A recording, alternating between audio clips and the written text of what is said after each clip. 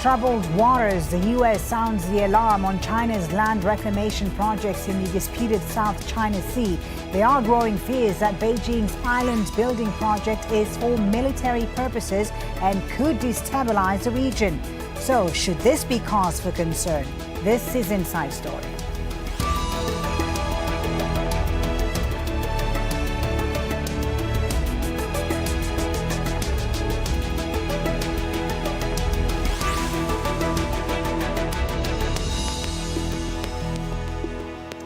Hello and welcome to the program. I'm Foliba Thibault. Out of step with international law.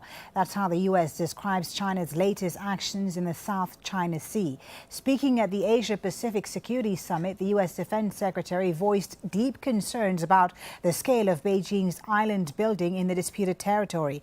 China says the criticism is not constructive and insists its activities are legitimate. But there are fears that the dispute could escalate into a conflict. We'll speak to our guests in just a moment, but first, this report from Al Jazeera's Margot Ortigas, who's at the meeting in Singapore. Angering the Chinese, a U.S. patrol plane flies over disputed waters in the South China Sea and captures just a portion of the Chinese reclamation in the area. China has built at least 7 man-made islets, over 800 hectares, where once there was only rocky outcrop. The U.S. calls the activity unprecedented. At an Asia-Pacific Security Conference in Singapore, Ashton Carter, the U.S. Defense Secretary, criticized China's aggressiveness. With its actions in the South China Sea, China is out of step with both the international rules and norms that underscore the Asia-Pacific security architecture and the regional consensus that favors diplomacy and opposes coercion. China disagrees and has ignored pleas for its controversial construction to stop. As far as China is concerned, it is the United States that is causing trouble. It is groundless to criticize China for affecting regional peace and stability through construction activities, since China has never taken any proactive measure. In fact, the disputes in the South China Sea has been there for decades. And over the past decades, the region has been peaceful and stable just because China's great restraint. The Philippines, Vietnam, and Malaysia, 3 of 5 other claimants to the disputed waters, also have their own installations, but nothing on the scale of China's reclamation. The Philippines has brought the dispute to an international tribunal for arbitration. But China has refused to participate in the proceedings, maintaining it has historical sovereignty. The Chinese aren't quite trusted, I think simply because on the face of it, it appears that the Chinese will say one thing and in action do quite another. And I think it doesn't quite square off. I think this is where the confusion lies and where the mistrust really lies. The U.S. and its allies fear that the struggle over ownership of the South China Sea could destabilize peace in the Asia-Pacific and affect trade and security in the rest of the world. Margot Ortigas reporting for Inside Story. Well, 6 countries are embroiled in the dispute, which centers around the Paracel and Spratly Islands in the South China Sea. China, the Philippines, Malaysia, Brunei, Vietnam, and Taiwan have overlapping claims to this territory, but Beijing claims most of it. Although the islands are mostly uninhabited, they sit on vast oil and gas fields, as well as some of the region's best fishing grounds. And control over the islands would also mean control over vital shipping routes. $5 trillion worth of seaborne trade passes through these disputed waters every year. Let's bring in now our guests for today's Inside Story. From Singapore, Malcolm Cook. He's a senior fellow at the Institute of Southeast Asian Studies. From Hong Kong, we have Andrew Lung, who's a China analyst and foreign policy specialist. And in New Jersey, in the United States, Gordon Chang, who's a foreign policy analyst, a U.S. foreign policy analyst and author who focuses on East Asia. Thank you very much indeed for being with us on Inside Story today. Andrew Lung in Hong Kong, if I may start with you. For decades now, China has done little to enforce its sweeping claim to the South China Sea. Why is that changing now Why, despite the audible concerns from the U.S. and its neighbors? Well, as the Chinese officials were making the point, the China's claim of some of these islands have been for a long, long time. But because in the early decades, China was rather weak. And in fact, territorial integrity has been a very, very sore point in China's national psyche. China having suffered centuries of humiliation and foreign aggression. So now China is more powerful and has in a position to defend its claims. And in fact, China is not the first country building features over some of the disputed islets or drilling in disputed waters. They're not the only ones, Andrew, but China. So they're not the only ones, as you say, Andrew. But recently released satellite images but not the same scale, yes. show that there's a dramatic expansion in China's construction of artificial islands, including an airstrip that appears to be large enough to accommodate fighter jets. What is the ultimate purpose here? What is the objective? What are they trying to do?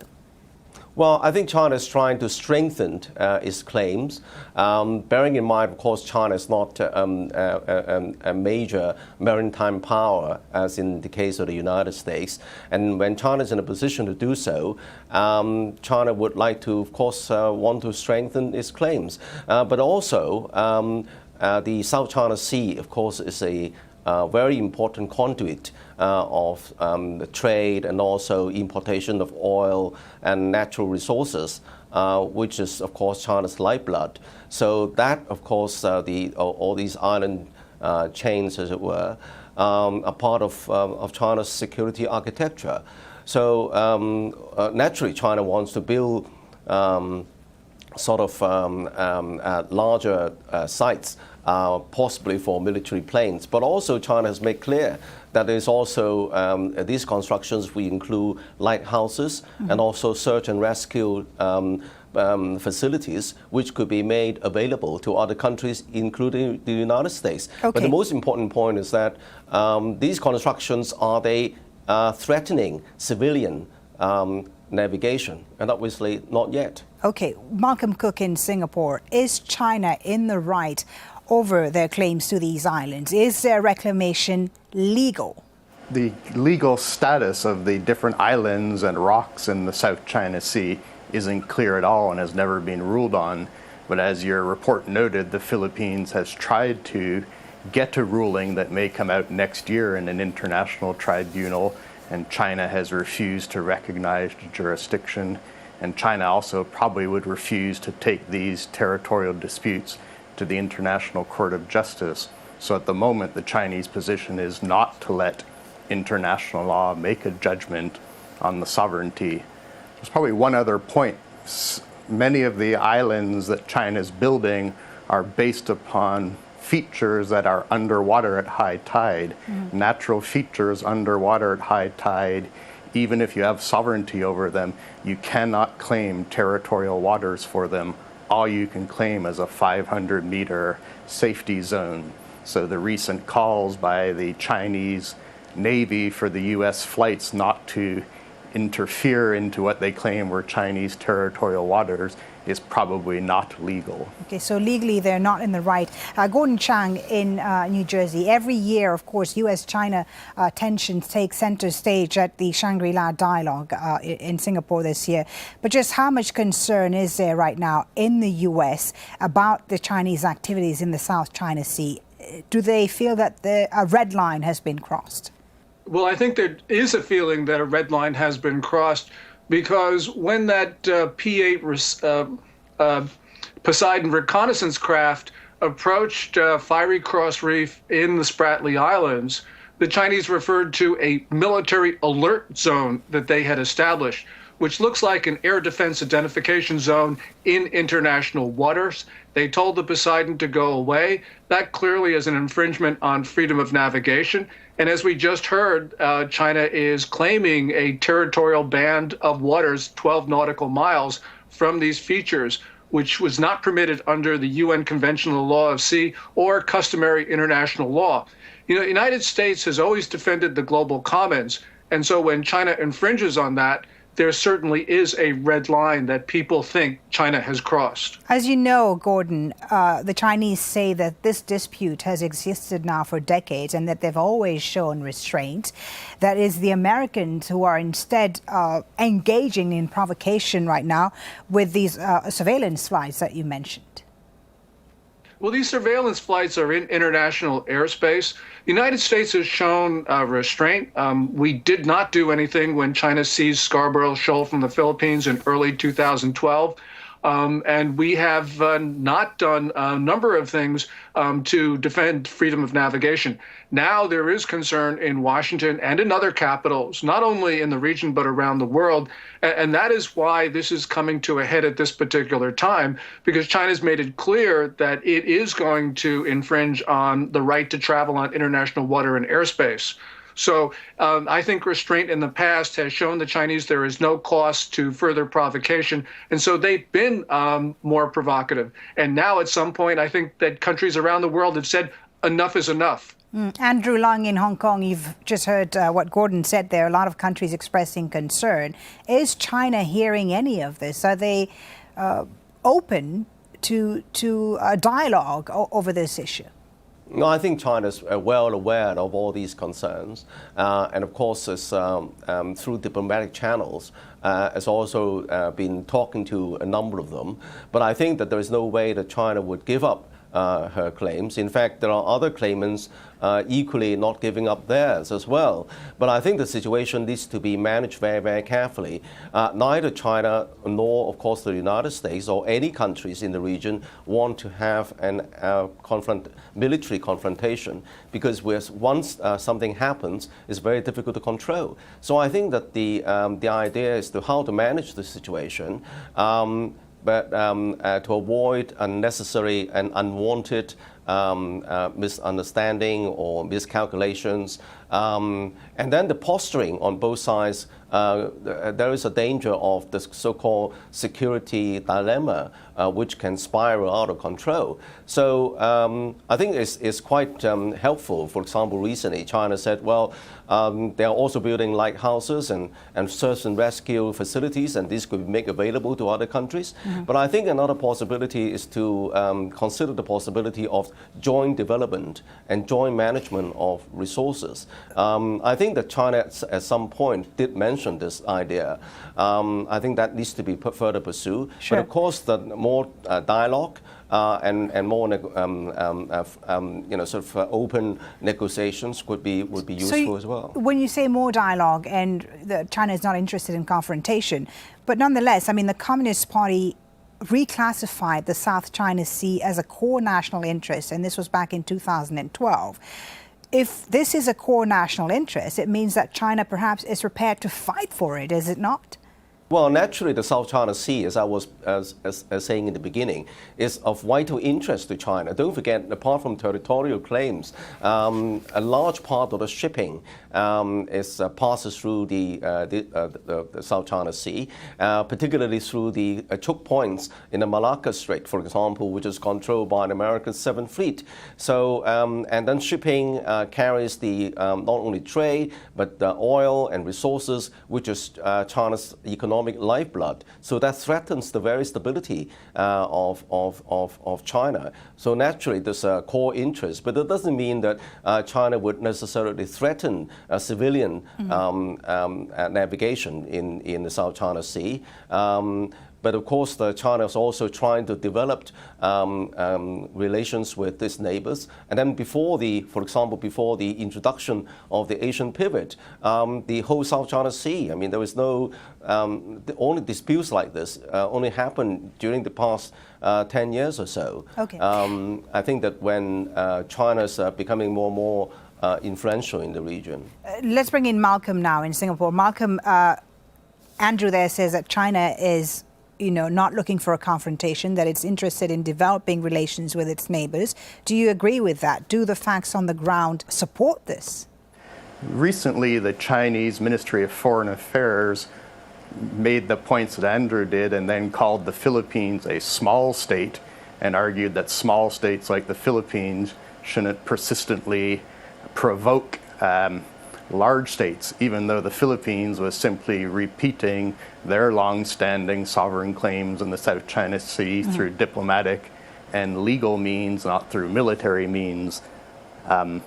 Also, the argument that the very large military-scale land reclamation activities are for peaceful purposes of search and rescue would not match with the fact that the Chinese military has already put weapons on those islands, including potentially anti-aircraft guns. If you're building something for search and rescue and peaceful use by all countries, then I don't think you would put anti-aircraft weapons on it so quickly. So I think the Chinese are certainly being seen by not only the other smaller claimants in Southeast Asia as being militarily provocative, but many other countries that rely on that. What about these other claimants? Navigation is not only for civilian purposes. Okay, what about these other claimants that you mentioned and Andrew also mentioned, like Vietnam? Does this set a precedent for them, the fact that China is engaging in such actions in the South China Sea? I guess if you look, Vietnam, the Philippines, Malaysia, Brunei, and Indonesia, which has maritime boundary disputes with China in the South China Sea, do not have the capability to take on any scale of reclamation like China is undertaking now. So China is quantitatively and qualitatively doing things that no other claimant can do.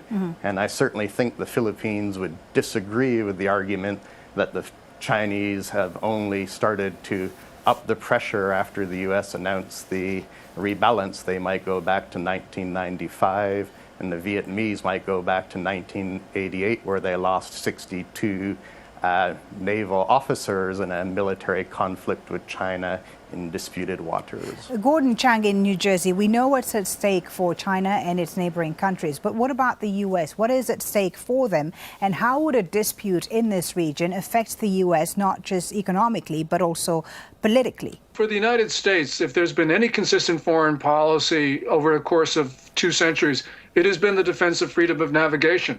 And so this is a core American policy. The global commons is important to the United States and also to the open architecture, which it sponsored after the end of the Second World War, which has allowed this prosperity in Asia to occur.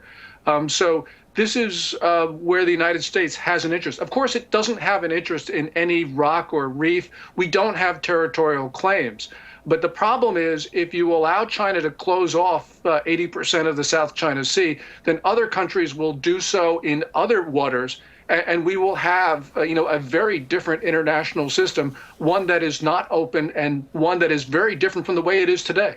Well, the U.S. Defense Secretary Ashton Carter is calling on all parties involved in the South China Sea dispute to stop reclamation efforts and seek a peaceful resolution. Take a listen. The United States is deeply concerned about the pace and scope of land reclamation in the South China Sea, the prospect of further militarization, as well as the potential for these activities to increase the risk of miscalculation or conflict among claimant states. As a Pacific nation, a trading nation, and a member of the international community, the United States has every right to be involved and concerned. Gordon Chang, you heard there, the U.S. deeply concerned, as we've said. What options does the U.S. have today in deterring China, Gordon? I think what the United States will eventually do is to fly over these features to show that this is international airspace and to drive ships through the 12-mile nautical zone that China claims and which I think is unjustifiable. And probably what we'll see is not just the United States do this, but other nations as well, as a demonstration that this is not just a U.S. issue, this is also an issue for other nations in the region, because the United States is responding to pressure from other countries to basically show some leadership, which it hadn't done for quite a long time. So this is a regional issue, not just an American one. Andrew Lang, how might the U.S., how might China rather respond to what the U.S. might do that Gordon just mentioned there, these surveillance flights and so on, and if other countries are also involved, might China see this as a threat, and how will they respond? Well, of course, China's building all these facilities there, not only for civilian purposes, obviously, because China, as I was saying in the beginning, wants to strengthen its claims. And strengthen the claims means building defense, military defense facilities, including anti-aircraft armory. So this is understandable, particularly, as I was saying in the beginning, territorial integrity has been a very, very sore point in China's national psyche. So if all the claimants, of course, has a right to defend their claim, but if you see that these claims are being militarily challenged, then I think there is a possibility for unwanted escalation. I mean, China made it quite clear. What do you mean by unwanted escalation? What do you mean exactly by unwanted escalation? Well, in the sense, when I said unwanted, neither the United States nor China wants and can afford a war which can escalate out of proportion. And neither country wants it. So that's unwanted. But escalation is inevitable because I was saying that if both sides take postures which threatens the other side's core interests in an open and aggressive way, then there is a formula for escalation. So it's naturally, I think if neither country wants this, the way to handle this is how to manage the situation and create emergency mechanisms to minimize the risk for unwanted miscalculations and misunderstanding, but also build on mutual trust rather than exacerbating mutual misunderstanding. Malcolm Cook, what do you respond to that? Andrew says escalation is inevitable. What's your view on that? Is there a likelihood today of a direct confrontation between China and the US in the South China Sea? I think the likelihood is greater. I don't think it's a guarantee, but clearly these massive land reclamation activities put into direct threat for the first time in a U.S. point of view, but shared by Japan, Australia, and many others, the freedom of navigation, which includes in international waters military vessels as well. So now, through the militarization of the South China Sea, China is putting itself in direct confrontation with, as Gordon noted, a global U.S. interest. And so for the first time, the fears of the U.S. and China having a fundamental disagreement in the South China Sea is coming to bear because of China's massive land reclamation activities and its claims for territorial seas and airs around them. Okay, Gordon Chang, very briefly, you have the last word. There is no Asian NATO. There's no formal security architecture in this region. So how do you think this dispute can be resolved? Well, I think it's going to be resolved through countries working with the United States, trying to convince China that there is no solution for their territorial claims, that they'll have to litigate them, and that they'll have to discuss them with countries in the region. But, I'm afraid that this will escalate because China has said war is inevitable. Okay, war is inevitable. We'll leave it on that note, which is not a very optimistic one, unfortunately. Thank you very much, Malcolm Cook in Singapore, Andrew Leung in Hong Kong, and Gordon Chang in New Jersey. And thank you as well for watching this edition of Inside Story. As always, we'd like to hear your thoughts. You can contact us on our program page at aljazeera.com. You can also post your comments at facebook.com/AJ Inside Story or tweet us at AJ Inside Story. From me, Foliba Thibault, and the whole team, thanks for watching. Bye for now.